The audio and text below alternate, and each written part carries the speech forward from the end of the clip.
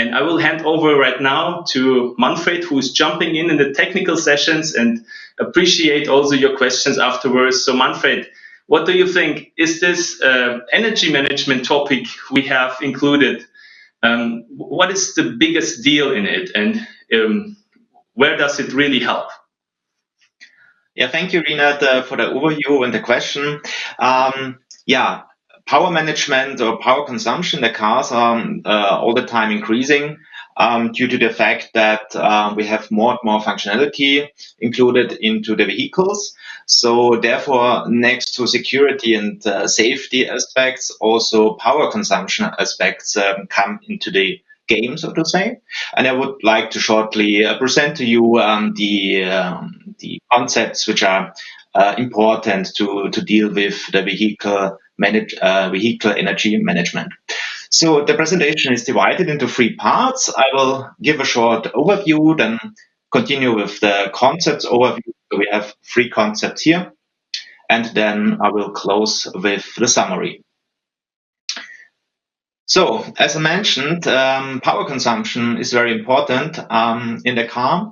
And since Autosar Release 4, we offer already the possibility to reduce the energy consumption. And how is this done?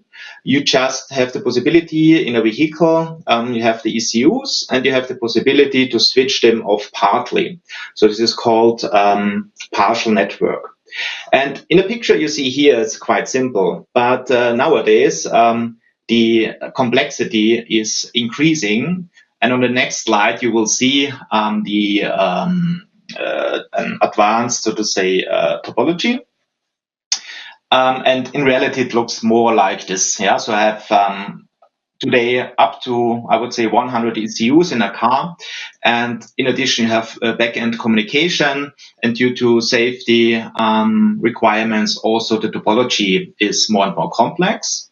And what basically the concept is doing, if you put in 2 examples, for example, you're sitting in the car, you're not driving, you're parked, but you want to add a destination to your navigation system, then you only power those ECUs which are needed. These are shown here in yellow. Another example could be, for example, that you have parked your car and you want to exit the car.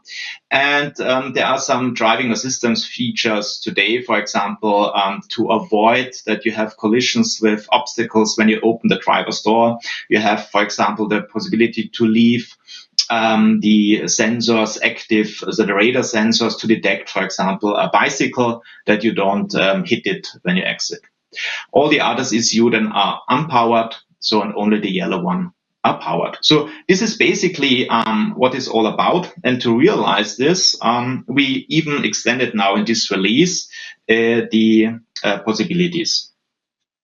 So let's jump to the concepts directly. The first one is the rework of PNC handling. So we support with this concept more complex network topologies.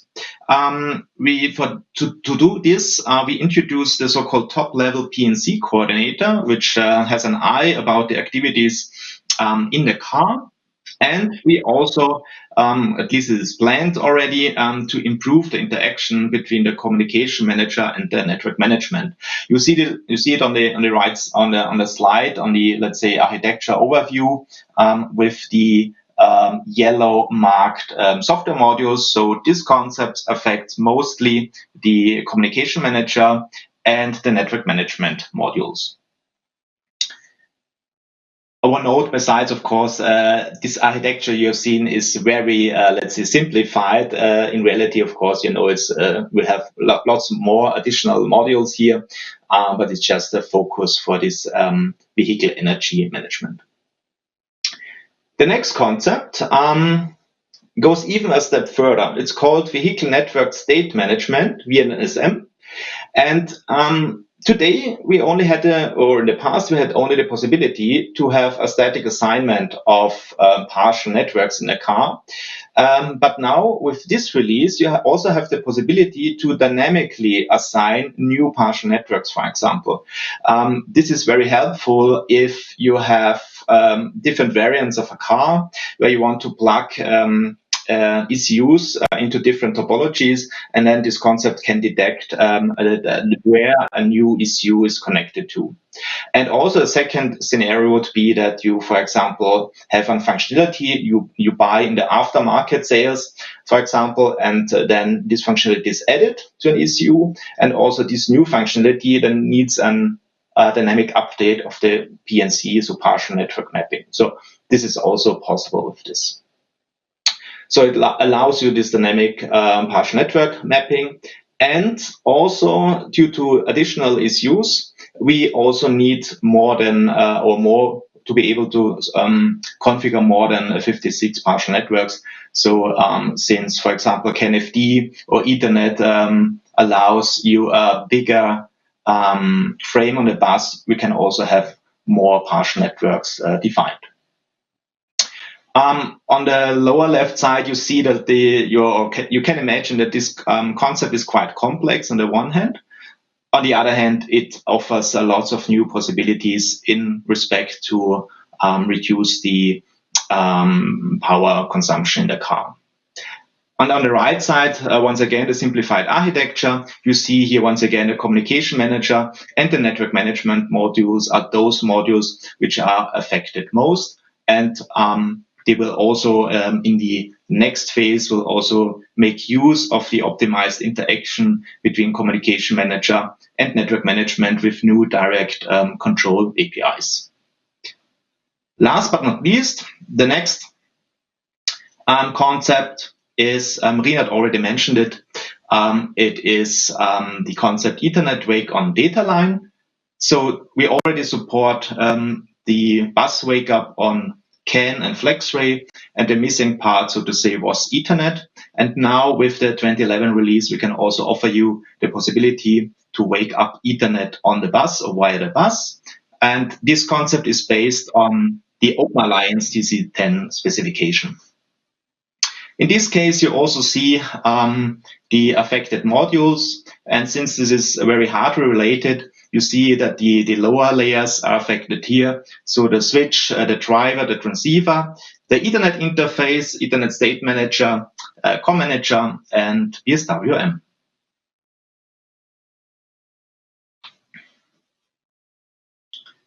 So to go to the summary, with these three concepts all together, we can now even further reduce the energy consumption.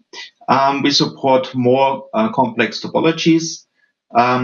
We have the possibility of more dynamic assignment of partial networks. We have the Ethernet wake-up support, and we will have in future the optimized partial network architecture between communication manager and network management. So this closes the presentation about the vehicle energy management. If you have questions, please use the slido.com site to raise all your questions which you might have right now. And I would like to thank you for your attention and would like to hand over to Hussein for now. Mm-hmm. Thank you very much, Manfred. So hello, everyone. My name is Josefa Sadet, and I will present safety-related concepts that have been released in Release 2011. I'm the speaker of Working Group Safety in the AUTOSAR Consortium, and as you see on the agenda, would take a look at three concepts from safety perspective. The first one being system health monitoring, the second one being the RS safety, and the third one being deterministic sync. Starting off with system health monitoring, the idea behind system health monitoring is to have a platform agnostic health monitoring mechanism, as shown in the figure on the right. The concept realizes system-wide coordination of health statuses and errors. It is based on a master-client topology, where the client sent platform-specific health, and the master calculates and propagates health indicators, for example, performance, reliability, and subsystem, as shown at the bottom of the picture. The granularity of health indicators might be different levels. For example, subsystem level, it might be at a feature level, it might be at a domain level or a vehicle level. At the end, this information might be helpful for entities such as vehicle state manager to perform specific machine recoveries, such as moving a machine in the degradation mode. And yeah, I would probably sum up this concept by saying that it is a platform-independent mechanism to monitor the health of machines across the vehicle. Moving on to the next concept, RS safety, namely. In the last release, we just had, as you see on the picture on the right side, explanatory safety overview, which was a good starting document for functional safety engineers in the domain of AUTOSAR, specifically adaptive AUTOSAR. We had developed only the adaptive AUTOSAR part in the last release. And the idea was to have those very generic high-level safety requirements that are described in RS main, which is basically the main top-level document in AUTOSAR, to a more concrete thing or a more concrete safety requirements. And then from those high-level requirements, we derived functional safety requirements and technical safety requirements. And then we realized that this is just an explanatory document, and an explanatory document might not be taken as seriously for standardized or for implementation as a proper RS document with requirements.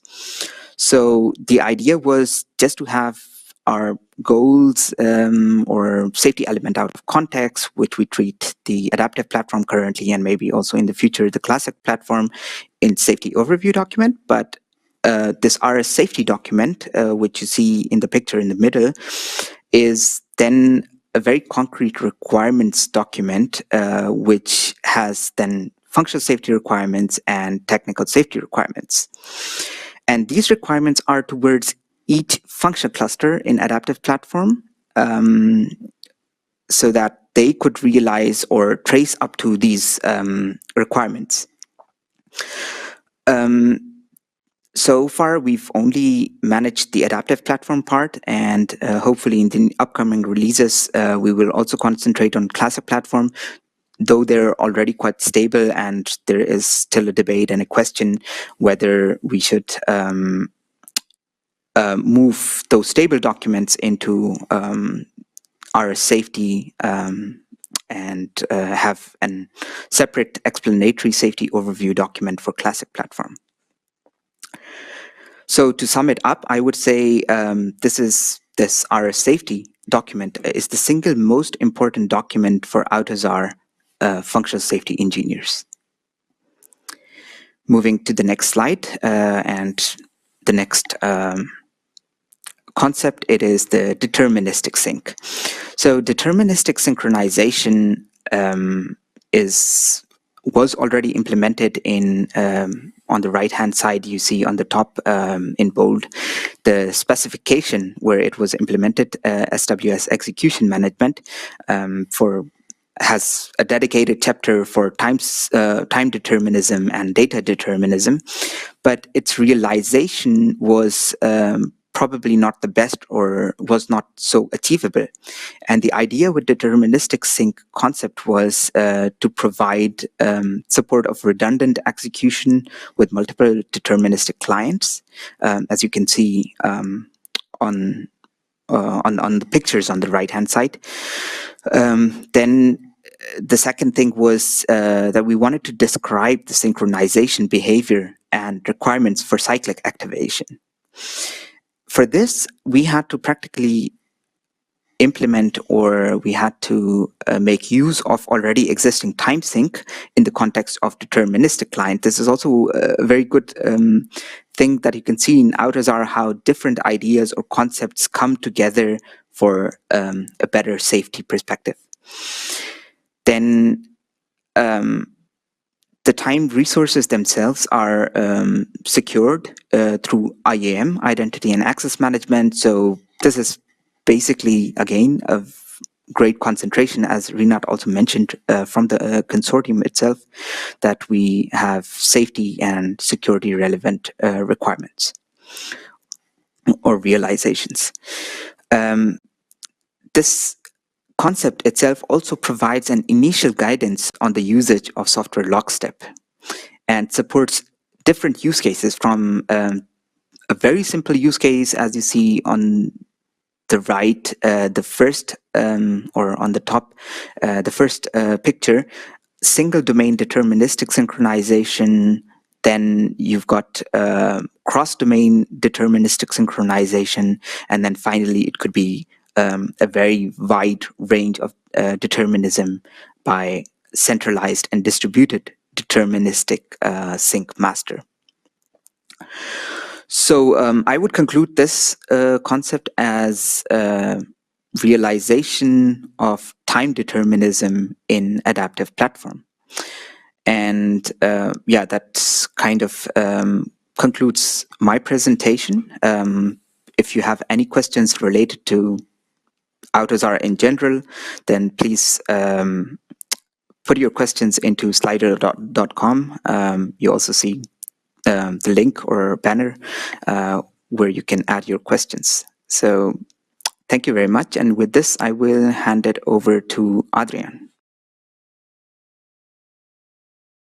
Hello, everyone, and welcome.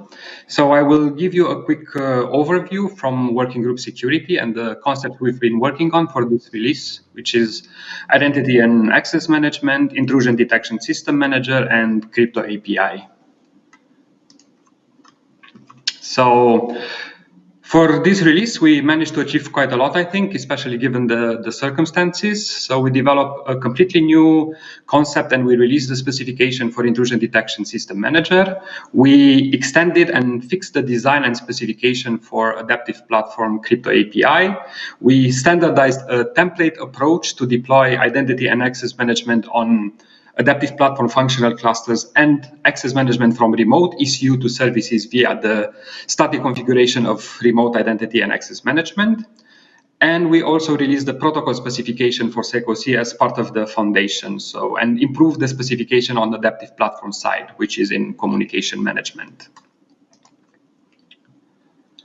So although when we started the development of security features in AutoSAR many years ago, there was no regulation framework. But this year, the UNECE Work Package 29 regulation on cybersecurity was adopted.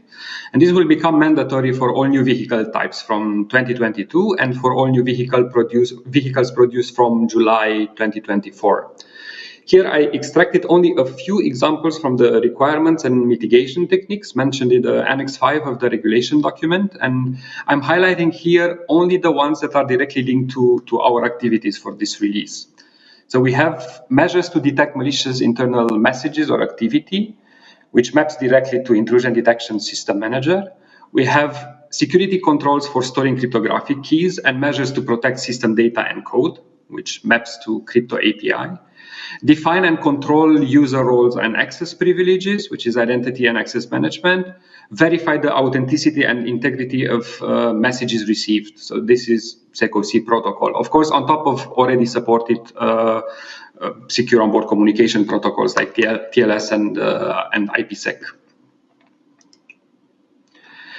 So IAM uses the principle of least privilege, and the goal is to limit the potential damage caused by a compromised application or remote ECU.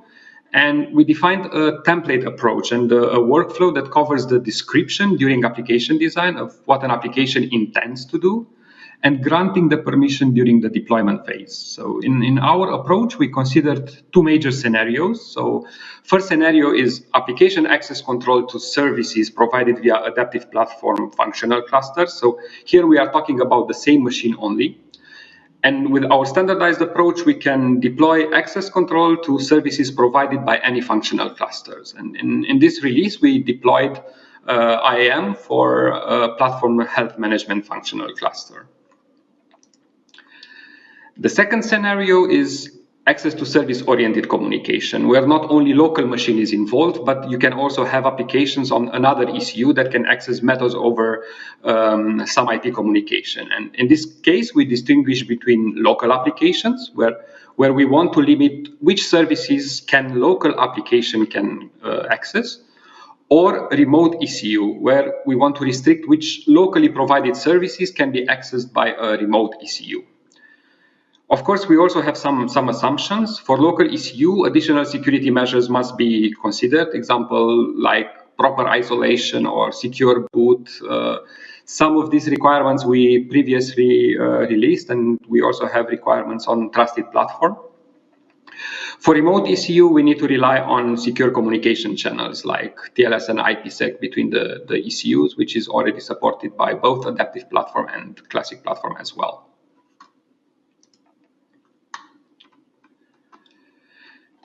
In order to comply with the regulation, we will have to prove a process used to monitor, detect, and respond to cyber attacks and vulnerabilities in the vehicle. Therefore, an in-vehicle intrusion detection system becomes a prerequisite for obtaining a vehicle type approval. AUTOSAR approach is a distributed onboard intrusion detection system where any application or stack component can act as a sensor, reporting security events to an intrusion detection system manager via standardized interfaces. And IDSM qualifies security events using qualification filters. And once the events are qualified, there are two options: either store them locally in the security event memory, which was already standardized before, or send the events via PDU router over the network to an IDSR that reports to a backend security operation center. So the benefits of AUTOSAR IDSM is that you get standardized interfaces to report security events, you have qualification filters, you have standardized protocol to transmit qualified security events over the network, so you don't really have to worry about the interoperability between different ECUs. And so far, we already standardized some security events for some selected basic software components like Key Manager or Diagnostic or SecOC, and we have a security event extract template. But of course, we plan to extend the security events list in the following release. Last topic is Crypto API, which is a key security control to achieve authenticity, integrity, and confidentiality of any data. But first, I would like to explain what was our motivation for an adaptive platform AUTOSAR specification. So AUTOSAR goals are to have a decoupling of hardware and software, and we want to be able to develop application independent of lower basic software stacks, so kind of horizontal layers, and to reduce development time and cost.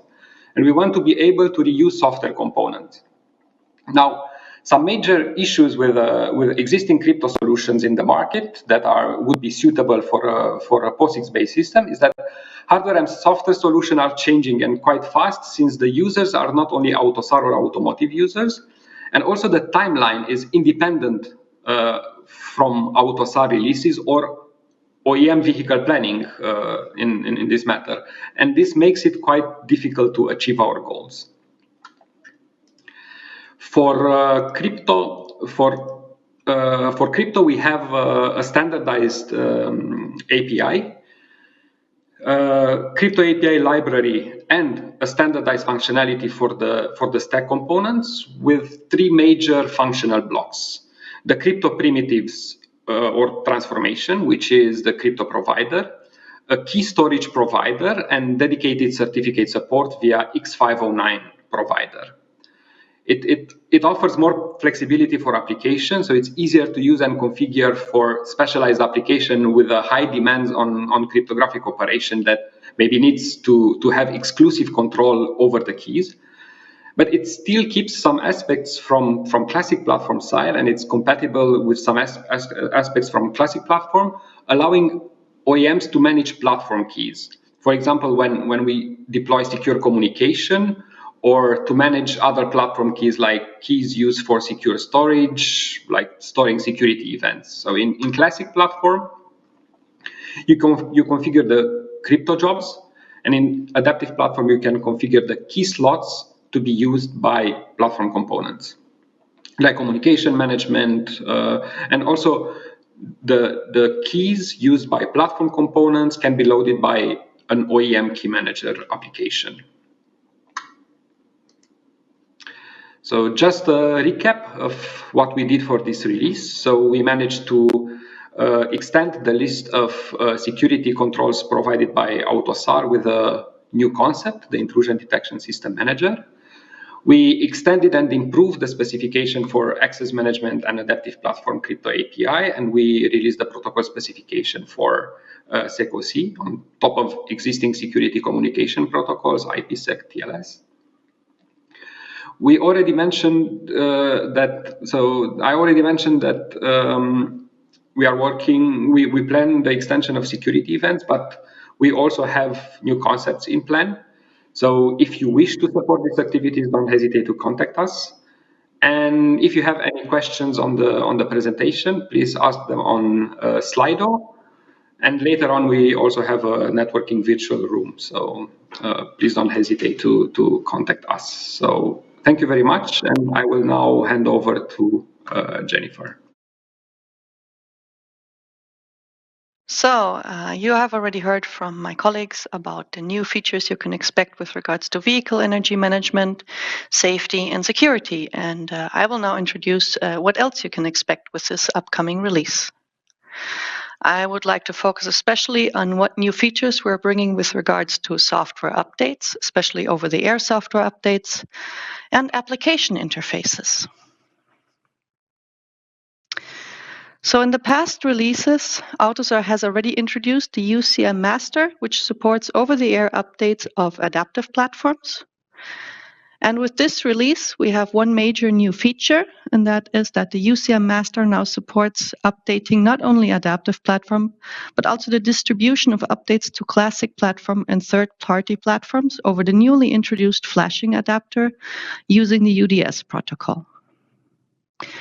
You also get an improved campaign history reporting, which adds much better information so that you can identify update issues in the vehicle. If you're an AutoSAR partner, then you have access to the Adaptive Platform Demonstrator, and this already contains, thanks to our quite busy UCM implementers, a basic implementation of the UCM Master, which demonstrates a push case connected to a Hawkbit backend. So to summarize, the UCM Master, which is part of the adaptive platform, now not only handles software update distribution for adaptive platforms, but also for classic platforms and third-party platforms in the vehicle. Next slide, please. Speaking about classic platform, previously the classic platform was basically a monolithic binary. So if you changed even a tiny bit in the application, the entire binary was rebuilt. With this release, we're now introducing a new feature that allows you to split the classic platform into several software clusters. We call it the classic platform flexibility concept. The basic software forms the host software cluster, and you can design and split your application layer into different compositions, which can be independently developed, tested, released, and programmed on the target ECU. The connection between these individual software clusters is based on binary objects. With 2011, with this release, we have like a first version of this now introduced, but we already have a roadmap of more improvements to come here so that you have more flexibility in designing your software clusters. So from this release on, you can split your classic platform into separate compositions, which are separately buildable and can be independently updated. Next slide.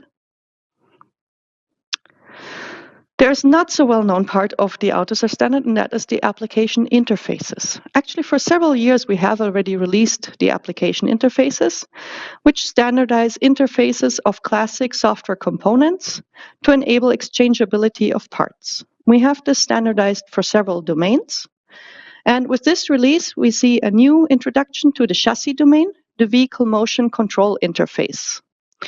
This introduces a new layered structure which separates between ADAS applications like adaptive cruise control or autonomous emergency brake, over manager components, so ADAS manager, vehicle manager, down to sensor and actuator interfaces. We're standardizing here the logical architecture and the interfaces between these components.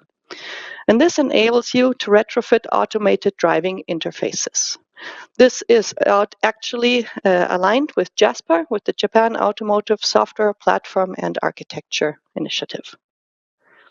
Next slide, please. So as mentioned, until now, we only had classic platform application interfaces, but with this release, we're actually also standardizing interfaces based on adaptive AUTOSAR. And these are called the ADA sensor interfaces. This is based on ISO 23150, which only covers the semantic definition of interfaces. And in AUTOSAR, we are now standardizing all aspects to make them fully compliant to the AUTOSAR adaptive interfaces. And these are the automated driving interfaces between sensors and data fusion applications or automated driving applications. They are released as adaptive platform services, and the target is to reduce development and integration time, and again, to enable the exchangeability of applications. Next slide, please. So this is not all that we have released, and just to summarize and to also tell you what else you can get. So last but not least, we're also introducing support to 10-base T1S, both in classic and adaptive. So now you can use the IEEE standard supporting 10 megabit per second Ethernet frames. We are also unifying the AUTOSAR timing and tracing. So both classic and adaptive will offer unified methods for timing design and verification. And this is also aligned with the ASAM project, standardizing the profiling and trace format. And on ARACOM, which is the communication interface of adaptive AUTOSAR, we are also bringing an enhancement, the ARA communication groups, which achieves synchronized application communication. And the use case for this is to have a faster mode switching process for adaptive platform. Next slide, please. So as has already been mentioned by Günther, I think also by Rinat, this was an extremely challenging, difficult year. I don't need to mention why it has been like this. I think everyone knows. We just want to say thank you. We have introduced more than 16 concepts. We've introduced notable new features. So I want to say thank you to all our partners, to all our experts for their very hard work in this difficult year to make this successful release happen. So same as my predecessors, if you have questions, please ask them on Slido. You see again here the tag entered. And thank you very much for your attention.